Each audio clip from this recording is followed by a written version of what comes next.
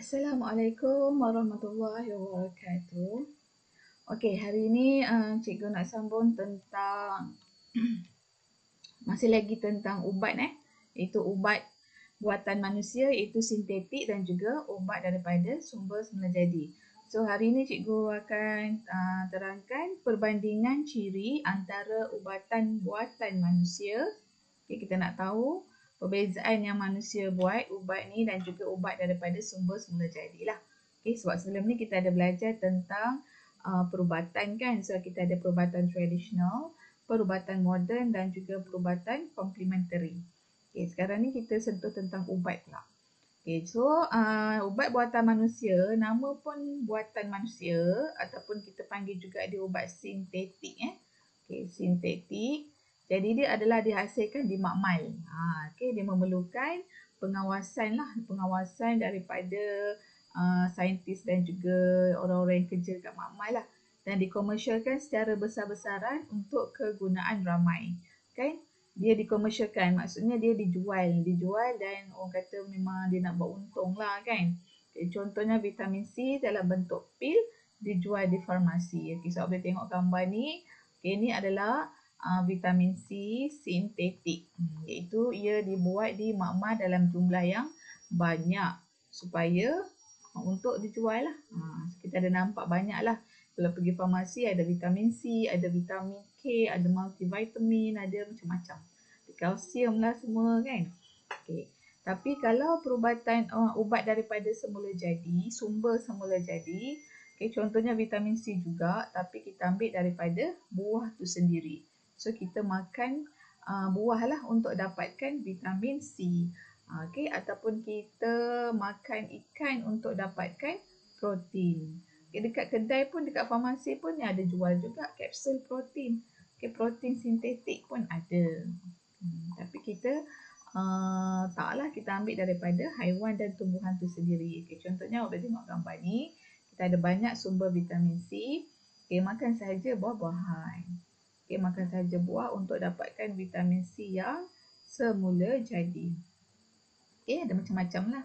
Ada nanas, ada orange, anggur, apa semua ni. Semua ni adalah sumber semula jadi.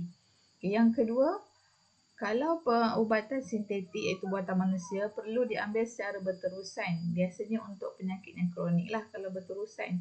Atau berhenti apabila telah sembuh. Contohnya dia cakap, okay, doktor nasihatkan pakcik kena ambil ubat ataupun vitamin C ataupun bagi wanita yang mengandung lah. Okay, wanita yang mengandung, dia mesti kena ambil dalam banyak-banyak ubat dia tu, dia diberikan dengan ubat-ubat. So, dalam ubat dia tu ada pil vitamin C. Okay, so ni ada dalam bentuk pil. Pil vitamin C. So dia kena makan pil ni secara berjadual sehinggalah dia selamat melahirkan anak dia lah. Sehingga maksudnya sehingga 9 bulan. Okay, ni maksudnya secara berterusan ataupun berhenti apabila telah sembuh.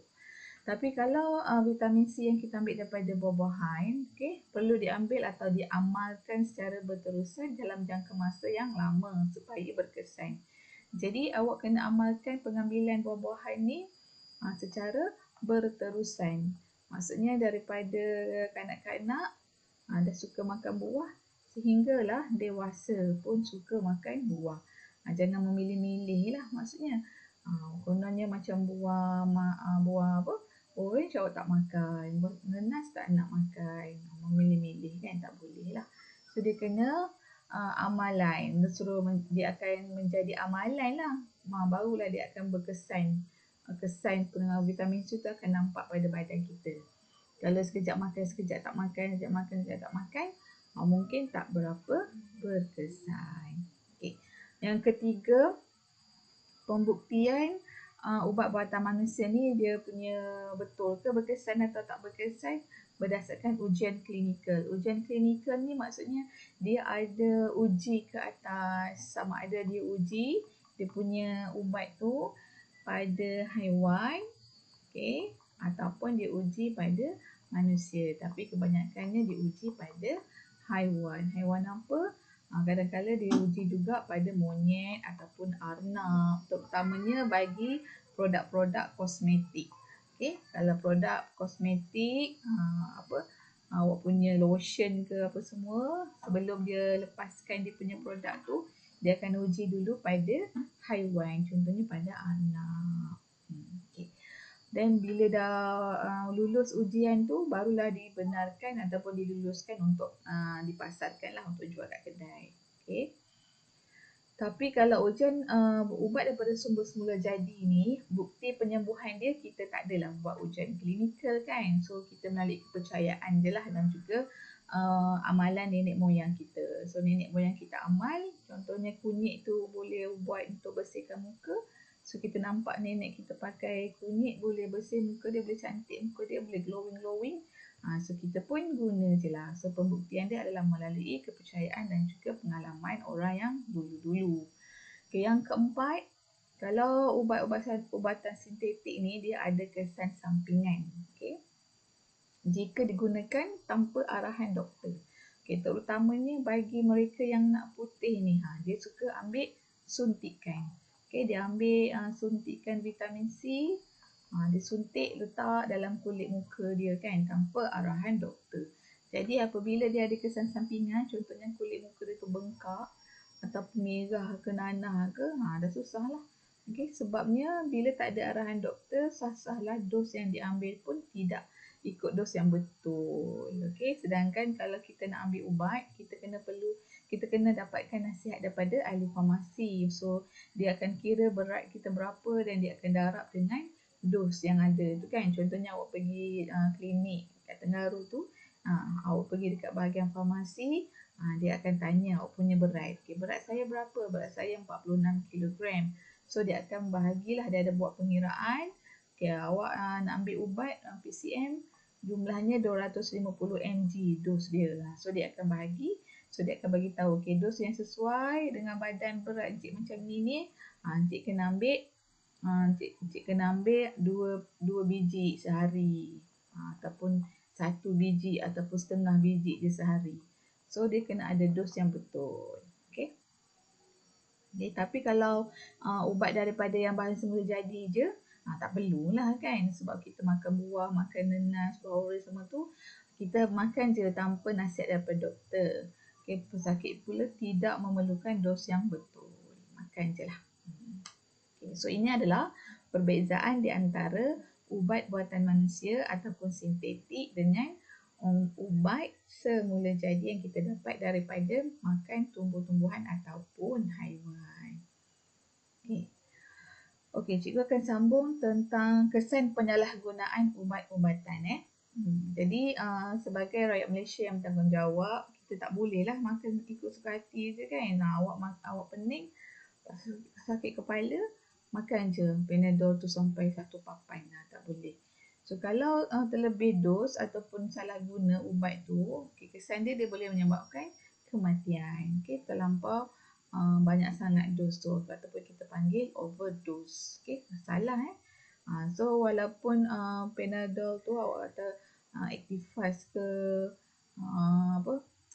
apa dah yang pening-pening tu, tu jenama tak kisahlah, tu jenama kan. So kena ada limit dia lah, 1 hari jangan makan sampai 12 biji ni. Tu memang nak bunuh diri lah namanya kan. So dia akan menyebabkan kematian. Yang kedua, sekiranya kita terlampau kerap mengambil ubat tu, dia akan menyebabkan ubat itu kurang berkesan untuk melawan penyakit. Maka ubat tersebut akan tidak dapat mengubati penyakit kita lah. Contohnya kalau awak sakit kepala kan, lepas tu awak terlalu kerap ambil ubat. Sakit kepala sikit je awak makan ubat, makan 2 biji Panadol. So lama-lama bila awak sakit kepala, awak makan Panadol dah tak berkesan. Sebab menunjukkan Panadol tu dah pun imun terhadap badan diri sendirilah. So dia akan menyebabkan juga ubat itu kurang berkesan untuk melawan penyakit. So akibat dia penyakit itu tak akan sembuh lah. Jadi awak akan terus sakit kepala kan. Okay. Yang ketiga, dia akan menyebabkan kesan sampingan. Ni yang paling teruk lah. Jika terlampau banyak ambil, awak telan 12 biji Panadol tu, kan, mula-mula akan rasa sakit kepala, lepas tu akan muntah, demam dan juga akan pingsan. Okay. Lama-lama kalau tak dirawat lagi akan menyebabkan kematian. Okay. Ada juga ubat yang menyebabkan ketagihan. Contohnya ubat yang bersifat mengantuk. Contohnya ubat sesama, ubat batuk. So, kalau ubat yang menyebabkan mengantuk ni, kalau makan secara berlebihan ataupun salah guna, dia akan menyebabkan ketagihan. So kita akan tagih ubat batuk. Okay. Ketagih ubat batuk. Bahayalah. Okay. Macam ketagih dadah lah pula kan. Okay. Ini adalah kesan penyalahgunaan ubat-ubatan. Okey, seterusnya cikgu nak masuk tajuk tentang radikal bebas. Okey. So, apakah maksud radikal bebas itu sendiri? Okay, radikal bebas ni ialah atom ataupun molekul yang kurang satu elektron, menjadikan atom atau molekul tersebut tidak stabil, reaktif dan cenderung untuk menyerang atom atau molekul lain. Okey, sebelum ni kita belajar bahawa setiap unsur dalam badan kita ni dia terdiri daripada atom kan. Okey, katakanlah ni adalah atom. Okey, atom. So di kelilingi atom dia ada elektron. Kita belajar dulu. Okey, dia ada elektron yang mengelilingi dia kan. Okey. Okey, katakanlah elektron ni dia hilang. Okey. Ataupun dia dah jadi kurang elektronnya. So, bila dia kurang elektron, bila dia kurang, so dia akan jadi elektron yang tidak stabil. So yang ni adalah atom. Ini adalah atom yang stabil. Atom yang stabil, dia hilang satu elektron, dia akan jadi atom yang tidak stabil. Dia sengit-sengit lah kan. So, bila jadi atom yang tidak stabil, dia akan jadi jahat. Dia akan jadi jahat. Sebab dia dah hilang elektron. Sepatutnya dia ada 3, so dia dah ada 2 je elektron. So elektron yang tak stabil ni, yang ni, bila dia dah hilang satu elektron, dia akan cenderung untuk menyerang atom-atom lain. Serang atom yang stabil yang lain lah. So bila dia serang tu lah yang akan menyebabkan kanser tu. Dia akan serang sel-sel kita yang normal dan dia akan menyebabkan sel tersebut mengalami keradangan. Radang atau merah-merah lah. Jadi bila menyebabkan keradangan, dia akan menyebabkan banyak penyakit-penyakit lain lah. So itu adalah benda yang berantai lah kita panggil. Okay. Proses pengoksidaan ni adalah proses kehilangan elektron ni lah. Keadaan ini mencetuskan tidak balas berantai untuk menghasilkan lebih banyak radikal bebas. Jadi yang atom yang tak stabil ni, yang jahat ni, yang ni lah kita panggil radikal bebas. So perangai dia suka menyerang atom-atom yang stabil yang lain supaya menjadi tak stabil macam dia juga. Okay. Jadi metabolisme dan keradangan adalah antara dua faktor dalaman yang menghasilkan radikal bebas di dalam badan. Okay, so inilah metabolisme badan, mitokondria menyebabkan kerosakan DNA dan kerosakan DNA ini akan menyebabkan keradangan berlaku pada sel darah putih. Okay, so apakah yang menyebabkan penghasilan radikal bebas ni? Okay, so dia ada faktor dalaman dan juga faktor luaran. Faktor dalaman tadilah tidak balas metabolisme badan kita. Yang kedua ialah faktor luaran. Faktor luaran yang pertama termasuklah pencemaran udara. Semua jenis pencemaran lah sebenarnya.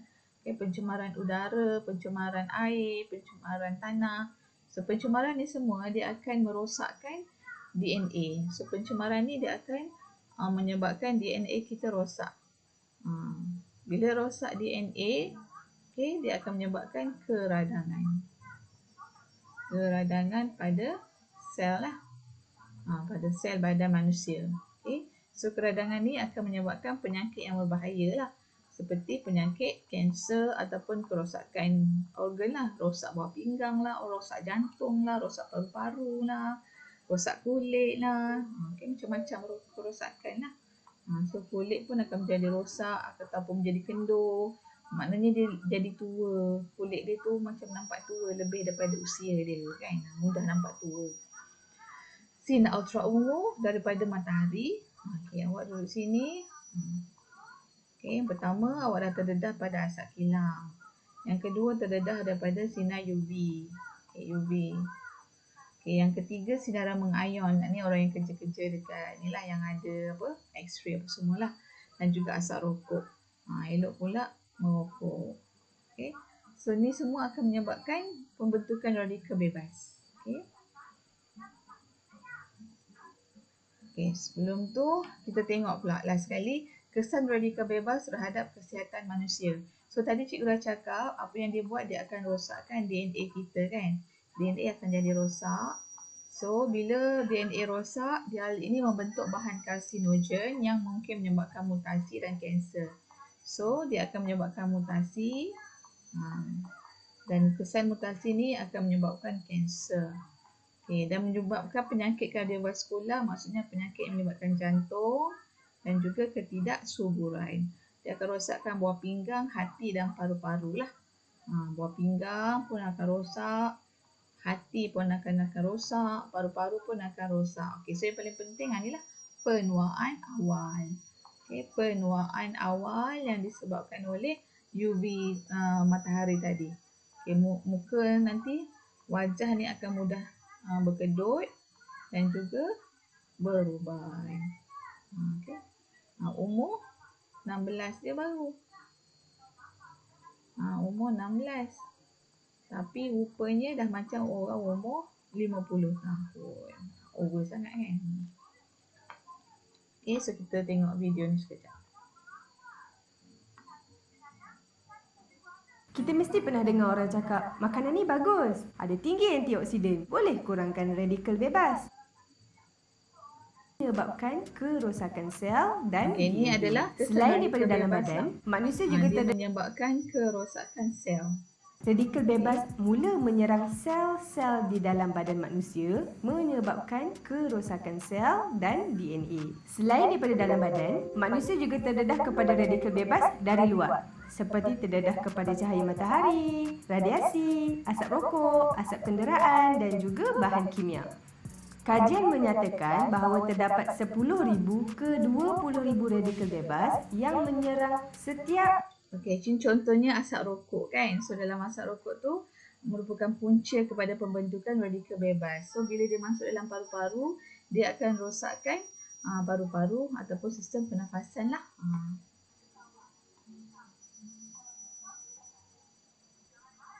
Ataupun dia juga boleh membentuk ataupun merangsang pembentukan sel yang kanser, sel yang membahagi secara tak betul ni lah. Okay, so dia boleh berlaku kat mana-mana lah. Dekat jantung ke, dekat buah pinggang ke, dekat pankreas ke, okay, dekat kolon ke, dekat usus perut ke. Dia boleh berlaku di mana-mana sahaja bahagian organ pembentukan kanser tu lah.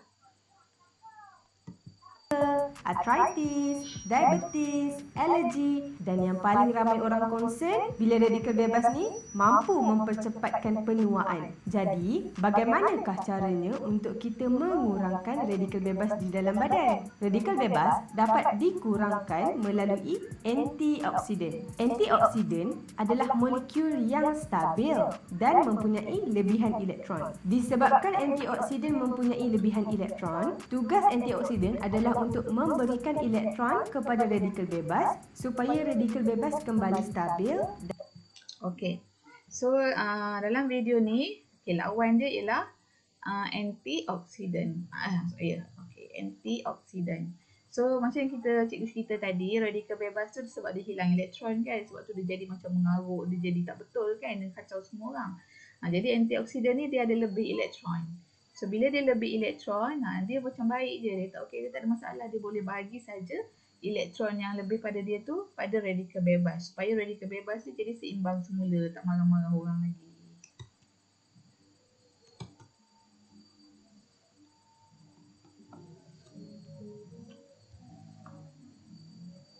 Dan kurang reaktif. Terdapat dua cara bagaimana manusia mendapatkan antioksidan. Yang pertama adalah endogenous, iaitu melalui penghasilan di dalam badan. Antara antioksidan yang jadi untuk tajuk antioksidan, cikgu akan terangkan selepas ni. Okay?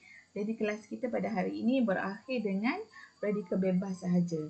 Jadi tugasan awak ialah buat peta buih. Okay, peta buih yang pertama mengenai faktor yang menghasilkan radikal bebas. Okay? Itu ada faktor dalaman, Okay, dan juga faktor luaran. Itu yang pertama. Yang kedua, awak buat pertebui juga mengenai kesan radikal bebas terhadap kesihatan manusia. Okey, jadi ada 2 tugasan awak boleh buat dalam buku nota dan seterusnya boleh ambil gambar dan PM pada cikgu sebagai bukti. Okey, itu sahaja kelas untuk hari ini. Jumpa lagi. Bye.